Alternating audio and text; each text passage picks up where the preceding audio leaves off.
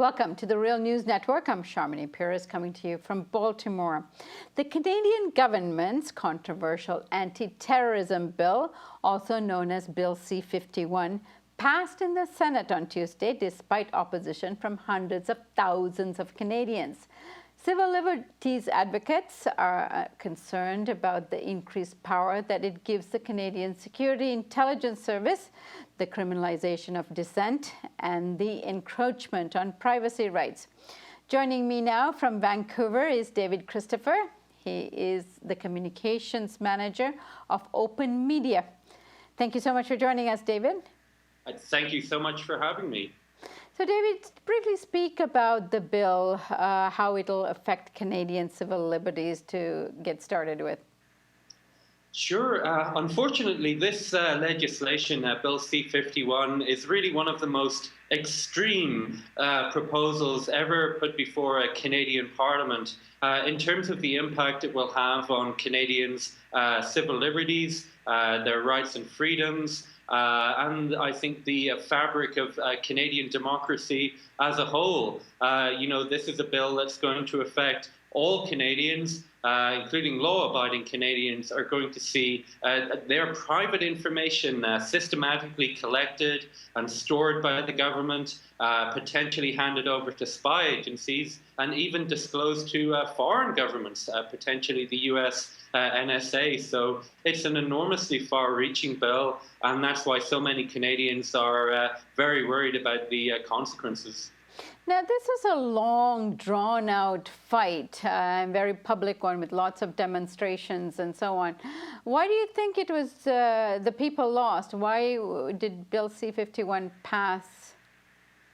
Bill C-51 finally passed the Senate earlier this week. It passed the House of Commons a few weeks ago. In Canada, we have a slightly different form of parliamentary democracy, and the government here does have large majorities in both houses. So we always knew it was going to be an uphill fight to beat back this legislation at this stage. It always looked like the government would succeed in using its majority to ram it through Parliament, despite the opposition from Canadians. But the good news is we're certainly not giving up this campaign. We've got a federal election in just 3 or 4 months away. And we have two of the top 4 parties here, the NDP and the Greens, are already pledged to completely repeal Bill C-51 if they take power. So I think the result of Tuesday's Senate vote has really been to focus minds now very much on the election, very much on encouraging the leaders of all the main political parties in Ottawa to listen to Canadians and to promise to completely overturn this bill if they get elected in October. Now, the federal government announced just after all of this that $137 million is going to be allocated to the Canadian Security and Intelligence Services, and $41 million a year afterwards.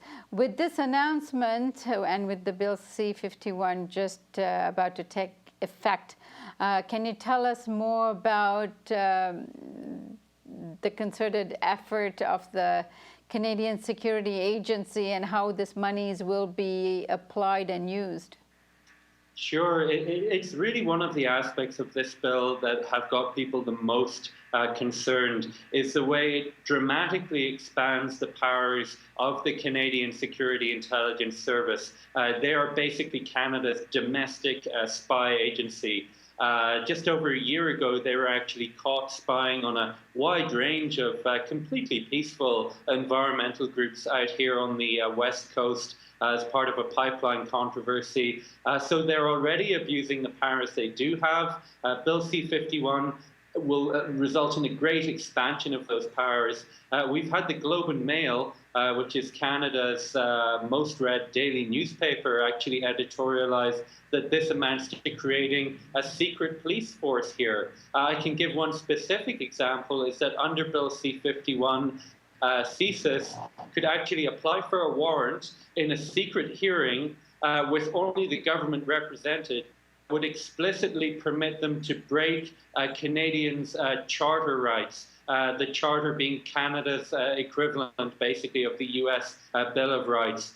So CSIS could actually get a warrant to explicitly break the most fundamental rights and freedoms that Canadians enjoy. This extra funding from the government would, of course, go toward that. And this is all in a context where the oversight bodies for CSIS have been systematically starved of funding. They don't have the resources they need to do their job effectively, and nor do they have the powers that they need to do their job effectively. So while the government is on the one hand starving the oversight agencies, on the other hand, they are dramatically increasing both the resources and the powers of CSIS. And as I say, that's really got Canadians, including people from right across the political spectrum, very concerned about where this is going.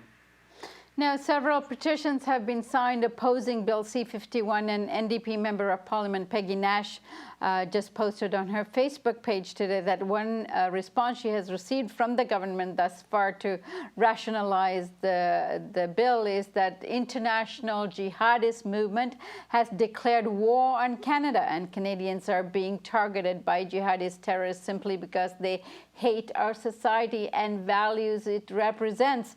This smacks very much of what the arguments used for by the NSA in Canada. Can you comment on this response? Yeah, it's a really, I think, a pathetic line of argument from Canada's government. They know this bill is really unpopular, so they're resorting to these kind of ridiculous fear tactics. Clearly, Canadians aren't buying it.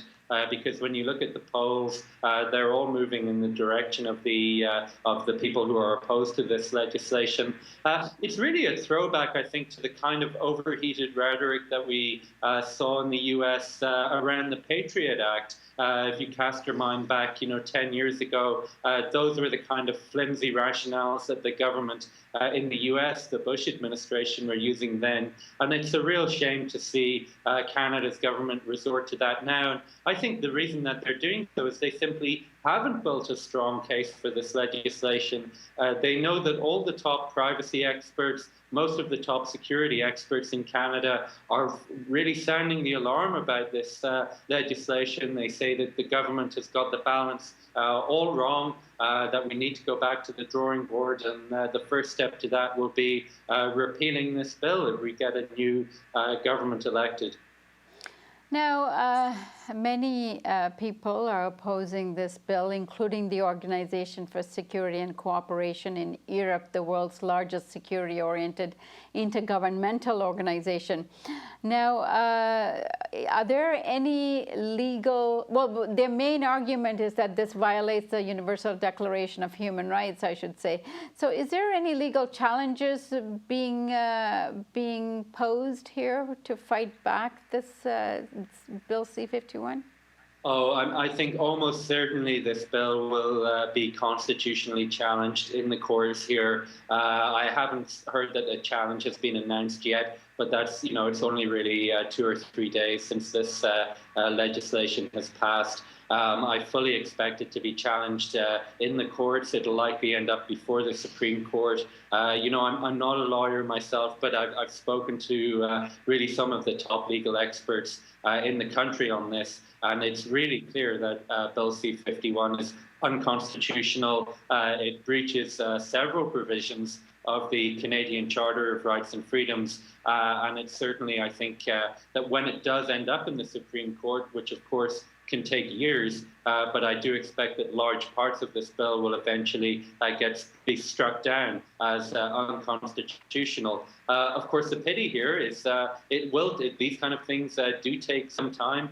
It'll likely take years to get to that point. And in that intervening time, of course, people's fundamental rights and freedoms are being trampled on. And that's why our focus at OpenMedia with the new killc51.ca campaign we launched this week is squarely to focus on the election, on getting party leaders in Ottawa to commit to listen to Canadians, commit to repealing this bill before more damage is done, and before really, I guess, millions of taxpayer dollars are spent trying to fight a losing battle in the courts over it. Now, one of the arguments also being used is that it violates the international covenant on civil and political rights. Can you give us some specific examples of how the bill does that? Certainly, it's going to have a really negative impact on people's right to freedom of expression. It has provisions in Bill C-51 that really amount to internet censorship, would empower the government to remove websites from the internet, remove messages from the internet. There's very little due process there. There's very little checks and balances. Very little right of appeal for those affected.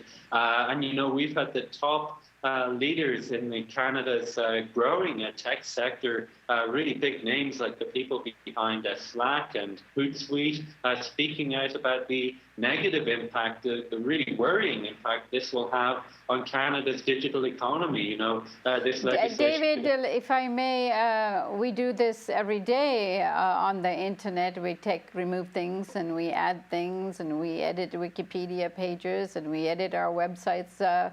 What's wrong with this? Oh, it's the fact that this would be the government that would be empowered to do this against the will of the person who posted it up. So, you know, if you're running a blog, you're the one who gets to decide what gets posted on that blog.